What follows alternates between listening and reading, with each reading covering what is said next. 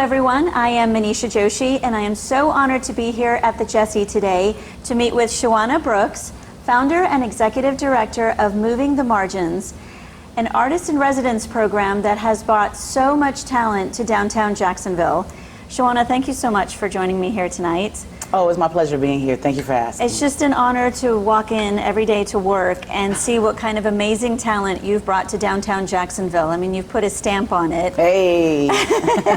And I love that you have multiple roles. I mean, not only are you the founder of this beautiful space, you're also a mom and wife, and we're going to talk about your amazing artist husband.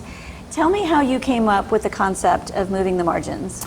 Moving the Margins kind of started as a virtual program here for the Jessie. They really wanted to kind of be able to talk about some of the public art that they were already displaying and works around their building, which they got help with put on with Art Republic. But Mark Walker, who was the director of the Jessie, came to me after we had worked together on trying to find like who were the right artists, well, who were the right people to feature in the art that they were going to be doing.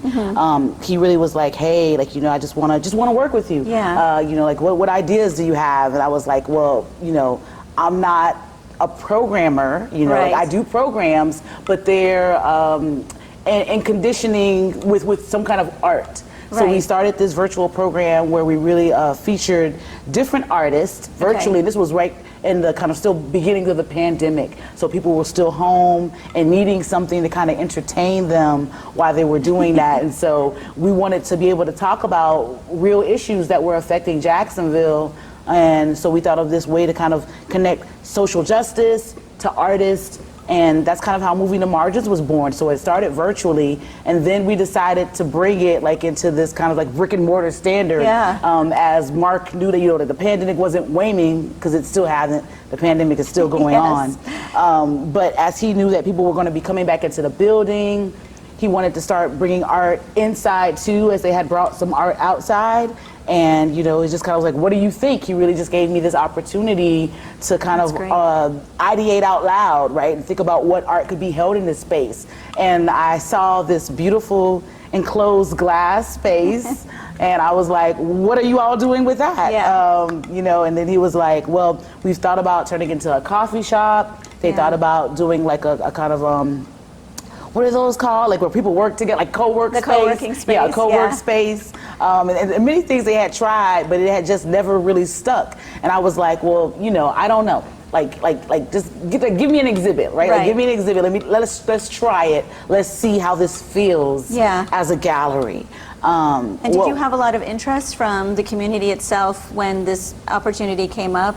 No, I think because again it was still kind of like so new, and it was very nuanced that I still wasn't quite sure what I wanted to do. And then this is when I thought of like, how about I take some of the things that we talked about in the Moving the Margins program and really brand that as the program as the artist residency, because I found that again artists weren't getting opportunities, especially BIPOC artists, to be able to show their work here, but also to, you know, to flexibly be creative without having so many conditions or censorship behind them. And I started thinking about like, what would an artist residency mean to this place where there's really maybe only about 3 artist residencies in Northeast Florida. So, you know, a lot of gaps I was trying to fill in with, you know, creating this gallery space. We don't really have any galleries downtown.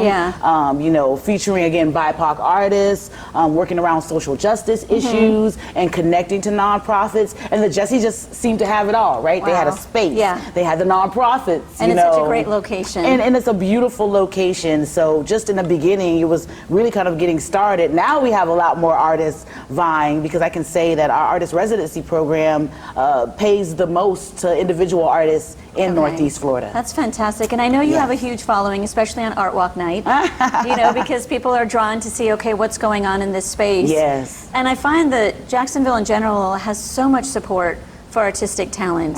I love the fact that you told me earlier that you didn't know that you would even delve into sort of the art industry. You know, you kind of fell into it, and now you're also married to an artist. And we are sitting in front of one of his amazing pieces. Can you tell us about this?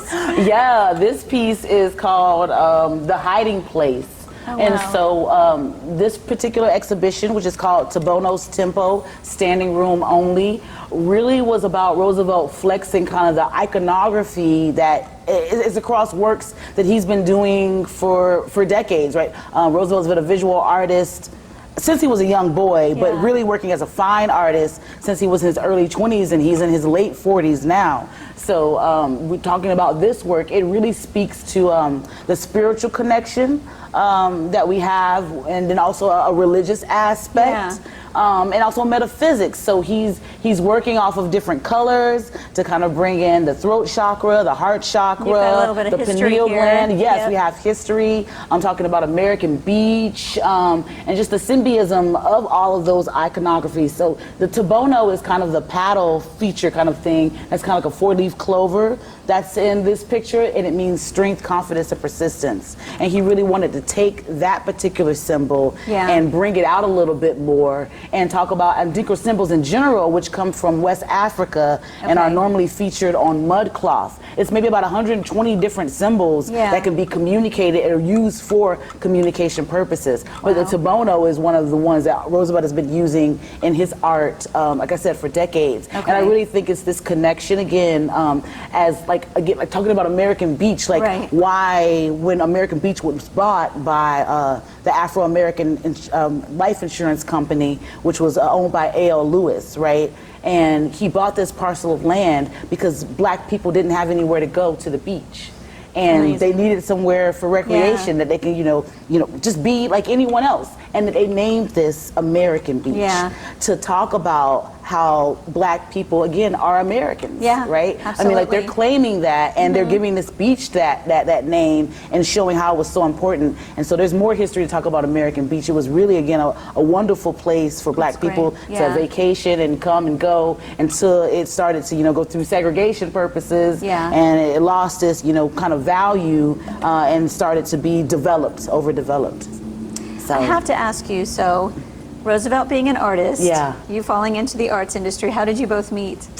Oh, that's a fun question. We actually met at a mutual friend's house. Okay. But slightly even before that, which is what we realized, like after we got married, we realized we had a deeper connection. So his first cousin is best friends with my older sister. Okay. So they were best friends. So there were times where I went over to her house with my sister, and Roosevelt was there. Oh, but he's 6 years older than me, so of course when we first met, I think I was about 11, he was 17. So of course, no interest. You're younger, the age difference. It's so like right. By the time we met, when we were 25 and 31, it didn't feel that big of an age gap and difference. And so we started to realize that, oh my God, we had met each other many times before actually seeing one another. That's so sweet. And so again, that kind of started our courtship, and we got married literally like 3 months later. We were wild and crazy guys. And you have a possibly budding artist as well. You have a 4-year-old son. We do have a 4-year-old son. Does he dabble in arts and crafts already? He does. And again, his beginnings were kind of art filled. Okay. I started writing. I didn't start, but I kept like doing these kind of writings that I called musings. Okay. And I was doing musings on motherhood. So I started to write because he was the third time I had got pregnant, and I had lost my 2 other previous children through some maternal issues. Okay. And I really was scared. Yeah. And so I really wanted to convey that, and also convey like my fears of motherhood itself and the challenge of what I was going through. So I was writing about it, and then I was forced to give birth almost 13 weeks early. Wow. Yeah, so Roosevelt was born at 27 weeks and like 3 days or something like that. He was 1 pound and 10 ounces and ended up losing a little bit weight, so he was really like 1.5 pounds. Like musing around Roosevelt really again helped me to understand just the power of arts. Yeah. All the arts, right? So even though I feature visual artists mainly in the gallery, we try to work with musicians and performing artists and literary artists to give them a space in a home here, because we think it's important to support artists as economic drivers in the community. So again, when you support artists that live here, work here, they're going to spend their money here. So we all get the benefit of what that is, and as opposed to, I'm not opposed to bringing in regional or national or international artists. No, I think all art and artists are welcome. But how are we connecting those artists to our community, and how are we connecting to them so that when they leave with the art that we still share and have to have in our city, we understand them better. Absolutely. We understand them better. So I think, again, like writing about my child and all of that. And then again, literally, after he got out of the hospital, I was just starting to engage in another exhibition, because I used to be the curator for the Maine Public Library. So I was starting to do another exhibition. And so every time he was there, like with us, putting up exhibitions and seeing the work, and again, just getting engaged to what does daddy do, and he spends all of his time really with my husband, as he's a stay-at-home dad, and he's also, again, have his studio practice at home. So Roosevelt's get a chance to really dive into visual art, but they drum. And they do like lettering. So again, I don't know where he's gonna go, but you know, he's gonna have a fabulous time getting there. I love it. I love it. You're a mom. You're a curator of art. Married to an artist. And then in reading your bio, I was amazed how many awards you've received that are not just locally recognized or nationally recognized. You've been on the radio with NPR News.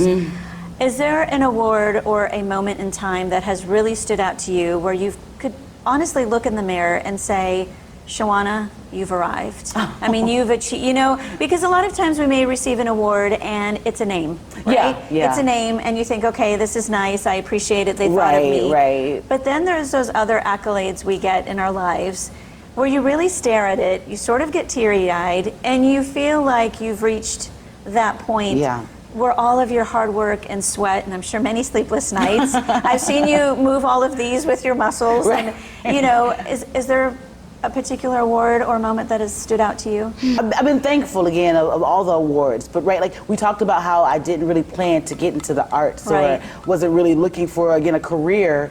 And so when I got the first award, which is the Robert Arlie White Award for advocacy, that was presented by the Cultural Council of Greater Jacksonville, I at first didn't even really know what I was getting and what the award was and how important that award is to the art community. And then when I found out, not only I was the first Black person to win that award, and then the following big award after that, which is the Helen Lane Founders Award.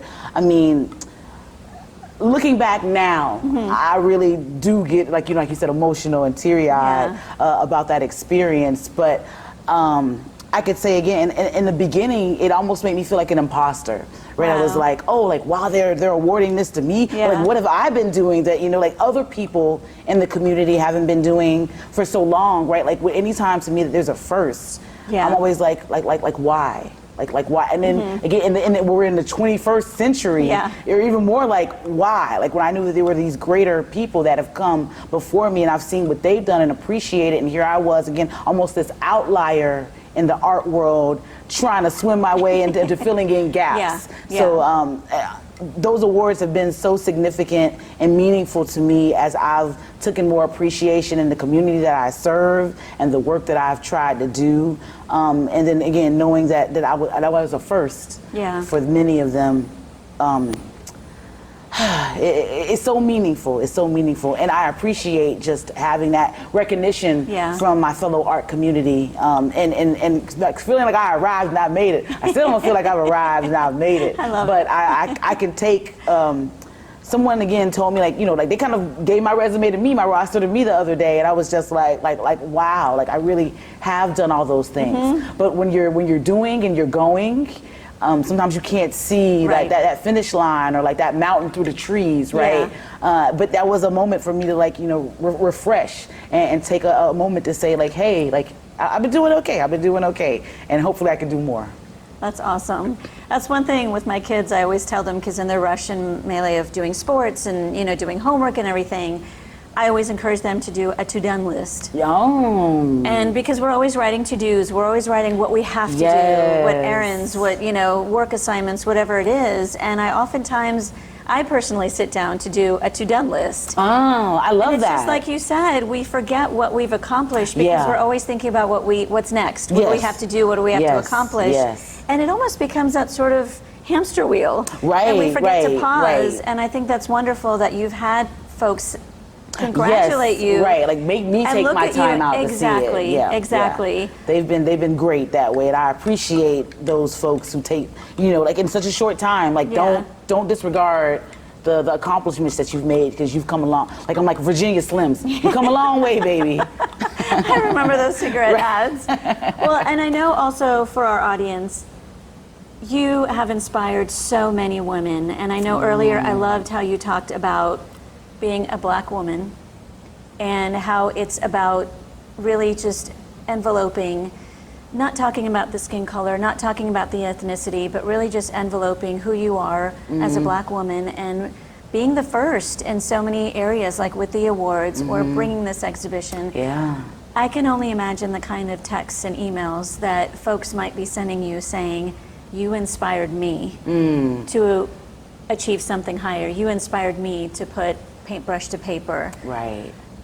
Does that just encourage you to even do greater things? Because I do want to know what your next big step and next big move or dream is. Right. I mean, again, I think as you're doing those things, you're not thinking about like how great that accomplishment is. But knowing that you've accomplished something, again, to put on your to-done list, right. I think is that bigger thing. And what's something that's a little bit still like creepy to me, right, is when someone comes up to me, and then they tell me things about myself, or they tell me like how they know me, or how they've been encouraged by the work I've done. I recently was talking to a musician friend of mine, and again, as much as I try to harbinger for all artists and put on, I'm only doing like a small portion for these other artists, maybe not as much as I do for the visual artists. Right. But he really was like talking about like how I've been there to support all of the arts. Yeah. And that I've done this, and I've of course talked about how important it is to pay artists an equitable wage, not just like, oh, we're going to give you something, or we're going to give you tickets to our event. Like, no, you're asking these artists to do something. You need to pay them appropriately, just as you did pay that caterer, right? Just as you probably paid that musician or band that's performing. Visual art is nothing just to put up, and people have worked so hard to put on and to make these works, right? So in the end, pay them what they're worth. Absolutely. So I really feel like my greatest accomplishment is how I've been able to come through and be this artist advocate for, I think, all artists of our community, but specifically focusing on marginalized artists and making sure that we move their margins to the center. I love that, and that's why when I heard about moving the margins and I read about the meaning of it, the fact that you are moving that population, bringing them forward, bringing them to the center. And we wouldn't discover this art if it wasn't here. I mean, whenever I walk into the building for work, I love to pause and just bring in all the color, try to look at a painting and understand it, because how often do we go to a museum, I'm sorry audience, but I'm one of those people, and you stare at it and you're thinking, okay, what is the artist trying to convey? Right. What did the artist try to convey? So again, like, as someone also who got into going to museums a little bit later in her life, I started to read these artist statements, and I started to be like, what are they talking about? What is the meaning of this? This makes no sense. I mean, and then oftentimes that's true, and then I started to understand, in talking to different artists, because of my husband and the relationship that we were in, I was granted this gift to just be among visual artists, and understanding that, like, their challenge is they see the world, right? And they see the world in these visual aspects. And then we're asking them to transgress the language in which they speak in and speak to us in a literal language. And again, like, if you're not someone who speaks multiple languages, even people who do speak multiple languages can find that struggle and to find like that language interpretation of what that is. So I always try to feel like an artist friend of mine, he gave me the nickname Musence, and that's what my LLC is like, named for. But he called me a muse and a nuisance. And so that was the Musence kind of put together, because I really like, if I think an idea is great, I'm not letting them get away with it. I'm at them, I'm like, do this, because I started to really get excited when ideas come to life. Yeah. Like I don't think people understand like how incredible this is. I think we talked about that to-done list, and I started to think about that as a way of manifestation. Yeah. Because I think that words have, again, power, but visualization has power. So much more. So much power that, you know, like I know people don't always love, like, you know, witchery and stuff, but I feel like we are witches and warlocks and sorcerers of the language and what we pull to us. We don't often realize what we've said and then how that thing comes to existence. So that same thing with dreaming of a program or an exhibit that can happen or, you know, the artist. And so I'm like seeing it in my mind and the next thing you know, it's like, it's real. It's real. here. It's here. It's in front of your eyes. Nothing is more magical than that. No. Nothing is more intense than that. Just that celebration of bringing forth ideas. And I think, you know, the creative sector just doesn't speak about how important that is. And what that magic and that intensity it can be. But I think nothing is better, and nothing makes me happier. Nothing makes me more excited than again talking with someone, and then next thing you know, we've turned it into something. I can't even say that you're one of the most passionate people I know. You are the most passionate. And it's funny because I was telling my daughter that we were going to be, you know, doing this tonight, and she said, "Mom, I know Miss Shawana Brooks. She talked to Youth Leadership Jacksonville." Oh yeah, I know. This is her word. She goes, "She was so feisty and full of life." And I said, "That's Shawana." And from the time that I've known you and everyone else has known you, you are full of life. I like that. I'm going to take that in. I'm going to take that onto my person. You have to take it in, and you really walk the talk. There's people who talk about art. There's people who visualize ideas, but I feel like you really bring it to fruition. I mean, I feel like you would be the kind of person who would just step back, look at the space, and thank God that you've been given this opportunity. Like, oh my God, like, oh my God, like, yes, like in every single way, like, when I think about the opportunities that I've been given, again, as I was able to, like, opportunity in my life being a makeup artist for 15 years, how that came about. And then how eventually my husband showed his work in the Cummer Museum of Art and Gardens. And then that started a special relationship with executive directors in our community. And then I got connected to working at the Maine Public Library and being the first curator at all to be there. Not even like, you know, taking color into perspective. I was the first at all for that space. And then getting the opportunity to, like, you know, like people are always like trying to like tell me about other jobs or different things like that. And I'm like, what are you talking about? Like, I've got the best job ever. Exactly. I'm going nowhere until like the Jessie Ball DuPont Center kicks me out. Like, you gotta go. Like, I'm dragging, I'm hanging on to the walls. I'm doing everything to stay in this space because I feel like the Jessie has really supported the work that we've tried to do, and really have taken me, you know, like into their hearts and wanting to help artists of our community more. We couldn't do this without them. Like, our program is funded over 90% by the Jessie Ball DuPont Fund. And so they gave me over $500,000 to center this program in for the next 2 years. So I got to think that the artwork is now important to them too. Absolutely. And that they're seeing how the people that come in and then the kind of creative content that we kind of give to Art Walk being a hub. So we're making these connections. We're making these connections slowly but surely. And so people will know more about the program and hopefully support it and support marginalized and BIPOC artists in our community and hear the stories that they want to tell. They want to tell. And again, no censorship towards that on our part. We do our best to give them the freedom to be as creative as they can. I love it. I know everyone is going to be lining up to figure out how to reach you and how to learn more about you. So, Shawana, can you share with our audience how you can be reached? Yeah, so, you know, it's really not hard to find me. I always tell people, like, you know, like, now I'm like one of those people, like, obnoxiously, I'm like, Google me. But, you know, you can reach me at S Brooks, that's SBROOKS, at Moving the Margins. So I'm very clear about that. Moving is without the S and margins is with the S.org. So S Brooks at movingthemargins.org. I always say email is my first line of defense, so I can recall to contact you, because I will talk to somebody to death and be like swearing I've contacted them, told them everything, and have told them nothing. Also, you can reach me on any of our social medias, which is Moving the Margins. You know, leave me a message or a direct message, DM, as the kids say these days, and I will do my best to get back in contact with anyone who reaches out. I love any questions about like how I work with artists or how I choose artists or what is our residency program about. So please reach out to me. I'm here for you, and want to talk more to everyone.